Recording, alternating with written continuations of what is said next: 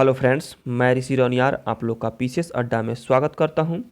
दोस्तों, आज के वीडियो में मैं हमारी संस्था द्वारा जो प्लान लॉन्च किया गया है बीपीएससी सेल्फ 2022 उसका डिटेल्स एनालिसिस वीडियो लेकर आया हूं कि कैसे प्री का प्रैक्टिस कराया जाएगा और शेड्यूल क्या है, इसका मैं डिटेल्स बताऊंगा। साथ ही साथ डेली मेंस एंसर राइटिंग में आप लोग नोट्स कैसे बनाएंगे, कौन से बुक को फॉलो करना है, कैसे नोट्स बनाना है, साथ ही टेस्ट कैसे लिए जाएंगे, कौन कौन से टॉपिक्स आपको पहले दिए गए हैं और कैसे टॉपिक्स को पढ़ना है, कैसे आंसर राइटिंग करना है, सारा डिटेल्स जानकारी इस वीडियो में दिया जाएगा। ठीक है दोस्तों, चलिए वीडियो को स्टार्ट करने से पहले मैं बता दूं कि हमारी संस्था द्वारा एक सेल्फ में बीपीएससी 2022 लॉन्च किया गया है। अगर जो नए बच्चे हैं वो जुड़ सकते हैं। अभी इसका रजिस्ट्रेशन डेट 27 जनवरी तक बढ़ा दिया गया है। ठीक है, इसका फ़ी रखा गया है 600 दोस्तों। और इसमें आप लोग का क्या क्या फीचर्स था तो देखिए बता देते हैं कि जो बच्चे 67 बीपीएससी वाले हैं, 68 वाले हैं, ऑडिटर मेंस देने वाले हैं, सीडीपीओ वाले हैं और अदर बीपीएससी एग्जाम वाले हैं, उनके लिए ये बैच लॉन्च किया गया था जिसमें डेली एनसीईआरटी कराया जाएगा और वीकली जो है ऑब्जेक्टिव पीटी का होगा। ठीक है, तकरीबन 100 या 150 क्वेश्चन का आप लोग को प्रैक्टिस कराया जाएगा। पहले से टॉपिक्स बता दिए जाएंगे और गाइडेंस किया जाएगा कि कैसे आप लोग को पढ़ना है। ठीक है, इसमें केवल आप जैसे पढ़ रहे हैं उसी तरीक़ा से पढ़िएगा। हम लोग बस आधा से 1 घंटा एक्स्ट्रा टाइम लेंगे आपका और उसी के माध्यम से वैल्यू एडिशन का काम करेंगे। इसके अलावा पर्सनल सपोर्ट मिलेंगे और गाइडेंस मिलेंगे। हमारा प्रीवियस वीडियो में देख लीजिएगा, ये सारा इसको डिटेल्स किया गया है कि ये कैसा बैच था और क्या लॉन्च किया गया है। तो जो बच्चे नए हैं वो जुड़ सकते हैं। अभी इसका लास्ट रजिस्ट्रेशन डेट है 27 जन तक। ठीक है, थोड़ा तबीयत खराब हो जाने के कारण टेस्ट को डेट आगे बढ़ा दिया गया है। तो चलिए दोस्तों, जो बच्चे जुड़ गए हैं और आंसर राइटिंग स्टार्ट कर दिए हैं उनका क्या शेड्यूल है और कैसे होगा उस पर मैं आता हूँ। तो 1 मिनट रुक जाइए, मैं पीडीएफ खोलता हूँ। हाँ दोस्तों, तो ये रहा आप लोग का पीडीएफ। तो देखिए यहाँ पर बीपीएससी सेल्फ 2022 यही है बैच। इसमें बीपीएससी प्री का प्रोग्राम। तो देखिए सबसे पहले मैं प्री में बता दे रहा हूँ कि प्री को कैसे आप लोग को लेके चलना है। सबसे पहले दोस्तों, आप लोग बीपीएससी प्री का तो तैयारी खुद से कर रहे हैं अपने तरीके से। सबका अलग अलग स्ट्रैटेजी होता है, तो अपने कर रहे हैं, वेरी गुड, उसी तरीके से आप लोग कीजिए।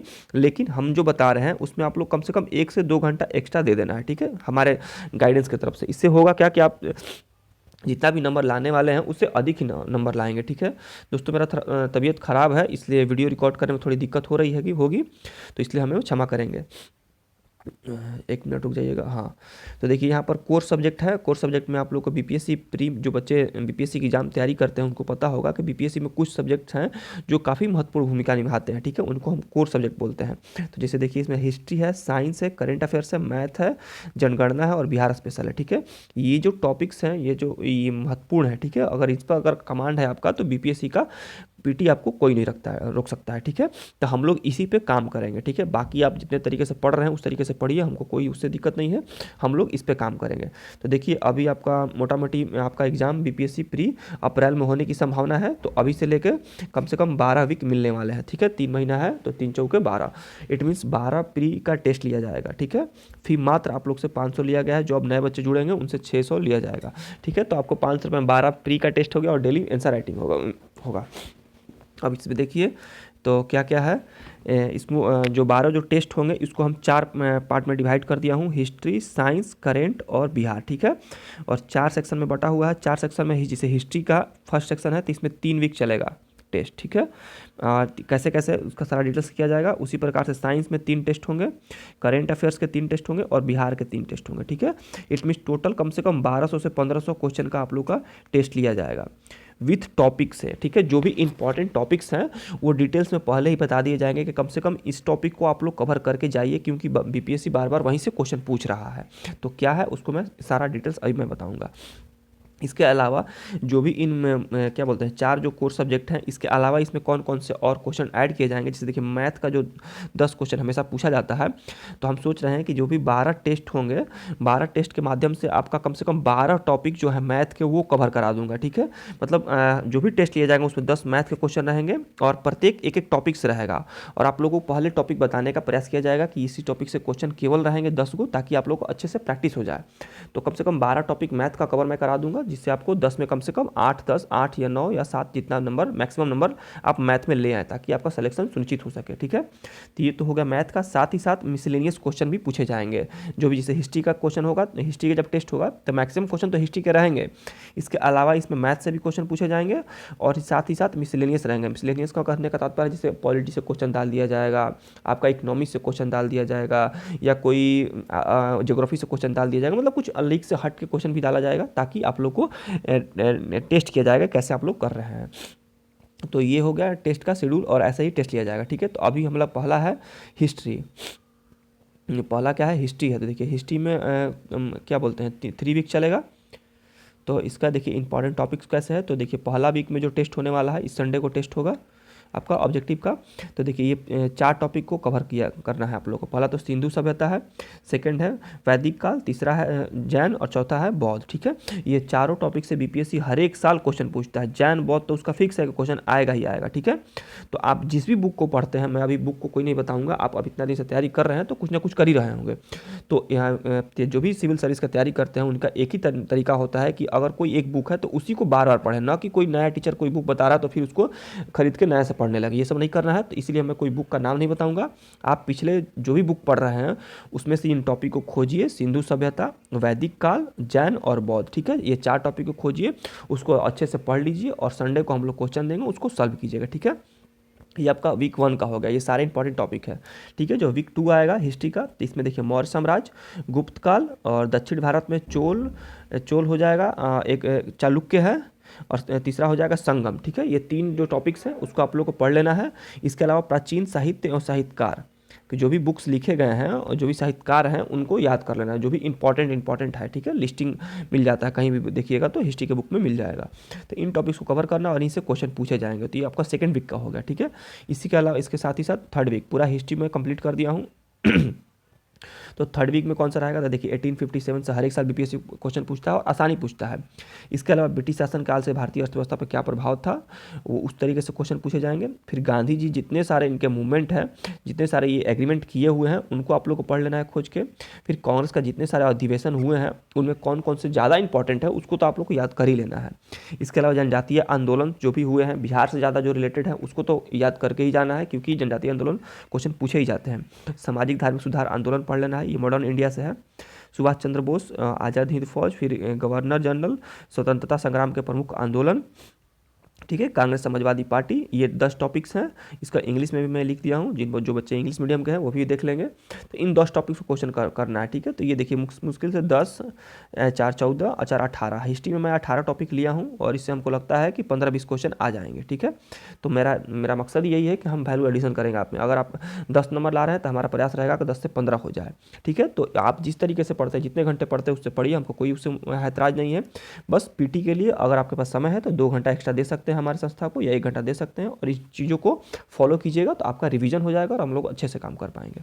ठीक हो गया, तो ये आपका हिस्ट्री हो गया। जब हिस्ट्री खत्म हो जाएगा 3 टेस्ट, तो फिर जैसे ही साइंस आएगा तो साइंस में जो भी इंपॉर्टेंट टॉपिक्स रहेंगे इसी प्रकार से पीडीएफ बना के वीडियो के माध्यम से आप लोग को दे दिया जाएगा। ठीक है, और उन टॉपिक्स को कवर कीजिएगा, उसी के मुताबिक आपको टेस्ट लिया जाएगा ताकि साइंस भी मजबूत हो जाए। ठीक है, मैथ में कौन सा टॉपिक रहेगा, तो मैं जो भी पर्सनल ग्रुप बना हुआ है पेड ग्रुप, उसमें मैं मैथ का टॉपिक दे दूंगा, उन्हीं से मैं क्वेश्चन पूछूंगा केवल। ठीक है, ताकि मैथ का भी साथ साथ प्रैक्टिस होते रहे जो पीटी ऑब्जेक्टिव में पूछेगा।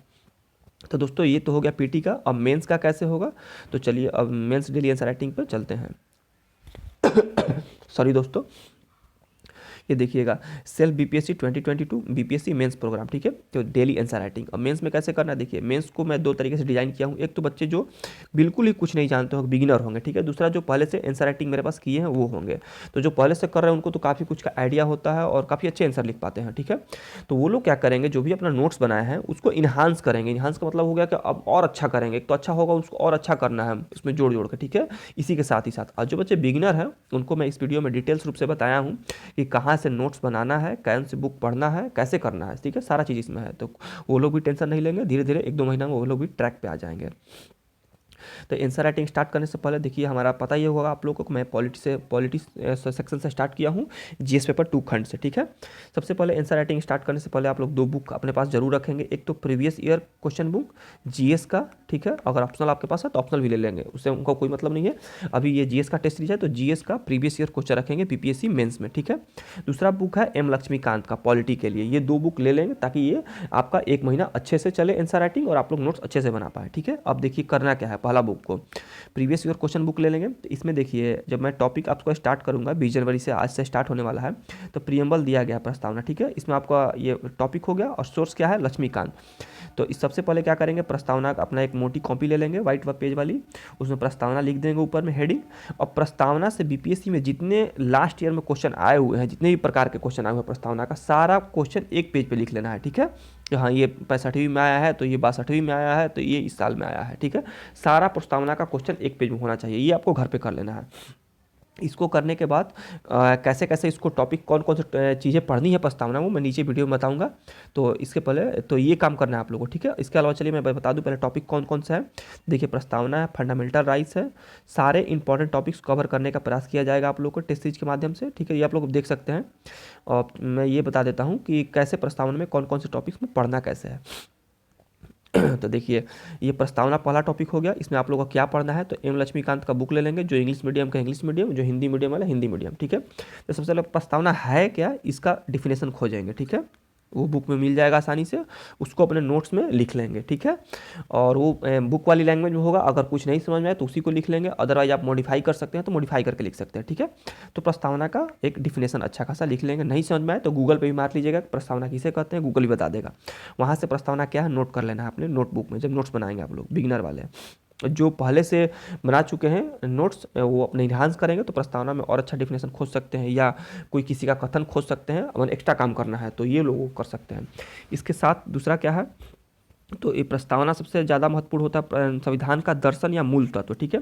तो प्रस्तावना में जब देखिएगा तो उसमें लक्ष्मीकांत में दिया हुआ जैसे धर्मनिरपेक्षता हो गया, क्या उसके बाद समाजवादी हो गया, जो भी दिया है, लोकतांत्रिक हो गया, गणराज्य हो गया, ये सब जितने सारे हैं ये प्रस्तावना इसमें क्या बोलते हैं प्रस्तावना का ये दर्शन है। तो इन चीज़ों को नोट कर लेना है और इसको एक्सप्लेन करके एक एक पैराग्राफ में लिख लेना है। यही इसका संविधान का दर्शन होता है, इसी पे पूरा संविधान टिका हुआ है, सारा चीज़ को इसी पे एक्सप्लेन किया गया है अंदर में आर्टिकल के माध्यम से, ठीक है। तो इसमें एक और काम करेंगे कि जहाँ जहाँ ये संविधान का दर्शन देखेंगे उसको रिलेट करेंगे आर्टिकल से, जिस आर्टिकल से रिलेट होगा आर्टिकल भी नोट डाउन कर लेंगे। इससे फ़ायदा होगा कि जब एग्जाम में क्वेश्चन पूछे जाते हैं वहाँ आर्टिकल का यूज कीजिएगा तो अच्छा खासा नंबर मिलता है। इसके अलावा प्रस्तावना का महत्व क्या है, तो वहीं आपको लक्ष्मीकांत के बुक में महत्व भी मिल जाएगा, वहाँ से आप लोग महत्व लिख लीजिएगा।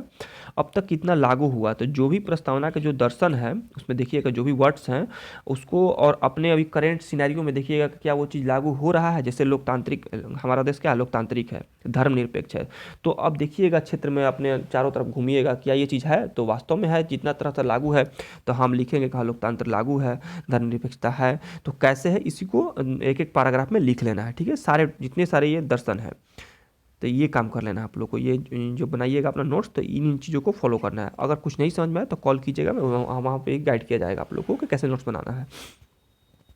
इसके अलावा देखिए फंडामेंटल राइट में क्या करना है, तो ये भी क्या है उस बुक से मिल जाएगा।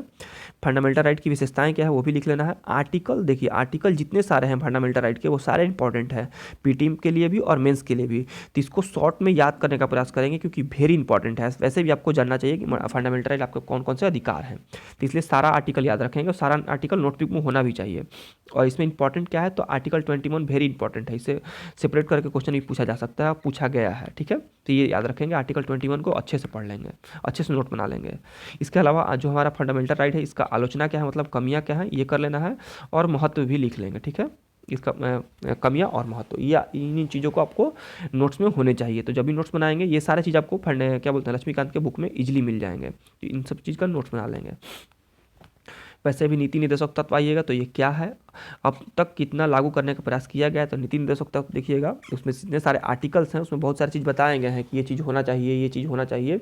तो क्या ये वास्तव में लागू हो चुके हैं, कौन से कानून के माध्यम से लागू किए गए हैं, जिससे भूखमरी को समाप्त करना, गौ हत्या नहीं करना, ये सब सारे चीज़ डीपीएसपी में दिया हुआ है। जिससे मद्य निषेध है जो बिहार में लागू किया गया, तो डीपीएसपी से सब लिया गया है। तो क्या ये लागू हो रहा है, कौन से कानून के माध्यम से लागू किया गया, तो ये सारा चीज़ नोट डाउन करना है आपके नोट्स में, ठीक है। उसके बाद ये इसका आलोचना कर देना है, आलोचना आपको उसी बुक में मिल जाएगा। फिर डीपीएसपी और फंडामेंटल राइट में क्या अंतर है उसको भी एक बना लेंगे अपना बॉक्स में, क्योंकि सेपरेट करके क्वेश्चन इससे भी पूछा जा सकता है। तो ये 3 टॉपिक हो गए। उसी प्रकार से ये मूल कर्तव्य में, तो ये क्या है, आर्टिकल 51 क्लॉज 1 का जितने सारे हैं 11 ड्यूटीज सारे इसको याद कर लेना है आपको। फिर इसका महत्व और प्रासंगिकता क्या है, या भी जो भी आपको फंडामेंटल ड्यूटीज है जो अभी करंट सिनेरियो चल रहा है इसमें क्या वो वैल्यूएबल रह गए हैं कि उसमें कुछ और सुधार करने की आवश्यकता है। ठीक है, तो प्रासंगिकता पढ़ लेंगे, इसकी आलोचना कर देंगे। तो ये सब सारा चीज़ आपके नोट्स में ऐड कर लेना है। तो दोस्तों इतना ही अभी तक है 5 टॉपिक को। इसके अलावा जब ये हो जाएंगे 4-5 टॉपिक, तो फिर जो भी नया टॉपिक्स होगा उस पर मैं आप लोगों को सेपरेट वीडियो बना के मैं बता दूंगा कि फिर कौन कौन से चीज़ पढ़ने हैं। ठीक है, तो तब तक आप लोग इतना काम करेंगे। तो ठीक है दोस्तों, यही था। आप लोगों को कुछ भी अगर दिक्कत हो, नहीं समझ में आए, थोड़ा मेरा तबीयत अच्छा नहीं है इसलिए उतना तो अच्छा मैं कंफर्टेबल महसूस नहीं कर पा रहा हूँ। अगर कुछ भी दिक्कत हो तो आप लोग कॉल करके समझ सकते हैं, मैं आप लोग को बताने का प्रयास करूँगा कि हाँ, चाहे कमेंट बॉक्स में पूछ लीजिएगा कि या मैसेज कर दीजिएगा पर्सनली व्हाट्सअप पे या टेलीग्राम पे, तो मैं बताने का प्रयास करूँगा कि हाँ ये चीज़ होने वाला था, चाहे ऐसे होने वाला है। ठीक है, तो ये हो गया। साथ ही साथ मैं एक और बात मैं बता दूँ कि जो भी बच्चे नए हैं अगर वो हमारे प्रोग्राम से जुड़ना चाहते हैं तो ये नंबर है 8804522742 पे कॉल कर सकते हैं या व्हाट्सएप पे मैसेज कर सकते हैं। उनको ये ग्रुप में जुड़ जाएंगे, उनको बेसिक रूप से सेल्फ स्टडी के माध्यम से तैयारी करवाया जाएगा जिसमें प्री और मेंस दोनों को इंक्लूड किया गया है। फी मात्र 600 रखा गया है और इसका रजिस्ट्रेशन क्लोजिंग डेट 27 जैन तक है। ठीक है, तो यही था दोस्तों। ठीक है, धन्यवाद, थैंक यू।